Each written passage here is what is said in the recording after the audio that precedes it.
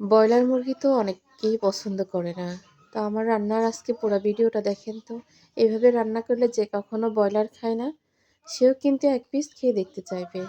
রান্না কিন্তু সবাই পারে, কিন্তু সবার রান্না একরকম না। তো সুন্দর করে রান্না করলে সবারটাই কিন্তু সেমভাবেই একরকম হয়। তা আসলে আমরা চেষ্টা করি না, এজন্য হয় না। আমরা অনেক তাড়াহুড়া করেই রান্নাটা সারতে চাই। রান্নাটা হচ্ছে একদম একটা শিল্পর মতো। যেকোনো একটা কুটির শিল্প বলেন, আর্টিস্ট শিল্প বলেন, অনেক সময় নিয়ে ধৈর্য নিয়ে মেধা খাটিয়ে কিন্তু করতে হয়। ওই জিনিসটা কিন্তু অনেক সুন্দর হয়। তো রান্নাটাও যদি আমরা প্রত্যেকটা মহিলা সেমভাবেই ধৈর্য নিয়ে বা অনেক বেশি সময় নিয়ে রান্না করি, আমাদের রান্নাটাও কিন্তু সবারটাই সেম হয়। তবে আমরা কিন্তু সেটা করি না।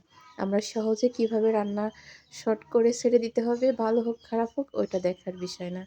আসলে এই রান্না বা এই খাবারের জন্যই তো মানুষের এত যুদ্ধ, এত সংগ্রাম। তো আমরা সেটাই তো কখনো বুঝতেই চাই না মহিলারা।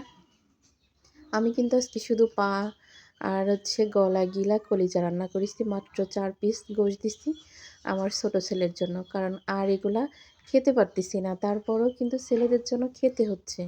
আজকে ওই যে মুরগি এনে পরিষ্কার করে ৩ টা প্যাকেট করে রেখে দিছি। প্রায় ৫ কেজি মুরগি ৩ প্যাকেটে